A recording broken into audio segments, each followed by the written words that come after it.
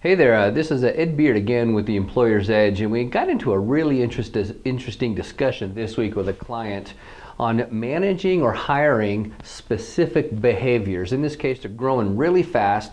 They wanted to bring on board people that take a lot of initiative because it's very difficult for the structure of this organization to manage people.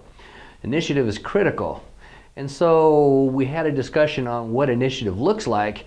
And after really realizing the full boat of initiative that they're getting in that particular behavior, they weren't really sure they wanted all of the initiative that comes with that particular behavior. Because look, sometimes initiative shows up great in a good way, but sometimes initiative shows up in ways you may not really want.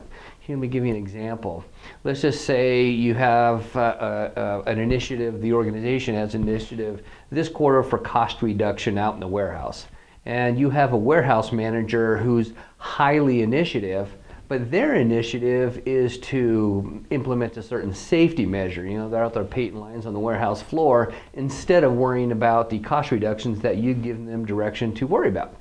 Because they are initiative people, and initiative people just go do what they think has to get done. Well, that may not be in line with what exactly it is you wanted them to get done. So when you get initiative, you're going to get all of it. And you may not like getting all of it. We get salespeople all the time. We want salespeople that take initiative. Oh yeah, you sure about that? Because salespeople that take initiative, we've run across, they tend to sell things that the organization doesn't even stock yet. And here, before you know it, customer service is getting orders for items that the organization can't even sell, all because a highly initiative salesperson was out there selling stuff like that, because that's just what they do. Another one we get is we want someone who's going to come in here and just take charge. Oh yeah? Are you sure about that? Because when you get someone who's going to take charge, you're going to get all of the charge, and you may not like all of what you get. Sure, they come in, they get the teams going in a specific direction, they set the rules, they set the expectations, and they're really not too worried about the conflict. The challenge is that same person tends to not be a good listener. They tend to not listen to other people's ideas.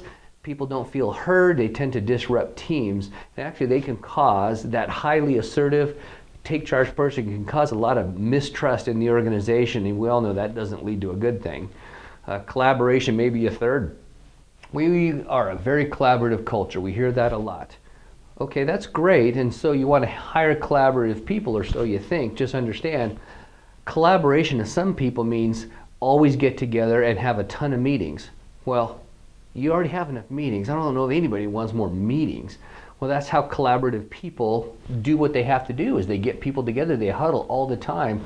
Often they're looked at as micromanagers, and that again also causes distrust in the organization. So yeah, collaboration is great, but understand all of that may not be a good thing. So you got to manage all of it, not just the part that you want. So how do you do that? First off, you need to make sure you understand the full scope of the behaviors that you're getting, and you need to use a good normative assessment in order to get that done, so that you give the candidates awareness of how their behaviors show up.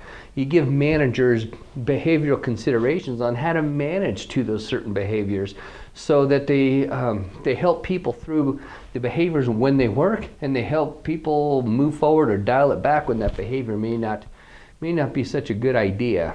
And it's a great management tool. You also need to give your leaders other tools to manage their people, so they see the experiences that come from these tools, so that they learn how to be better leaders, how to empower their certain behaviors, how to manage their behavior so they get more of it at the right time, less of it at the wrong time. And you do that with giving good leadership tools and developing good leadership skills and competencies. So the summary here, hey, it's great. You want to manage, you want to hire to certain behaviors, go for it. That's awesome.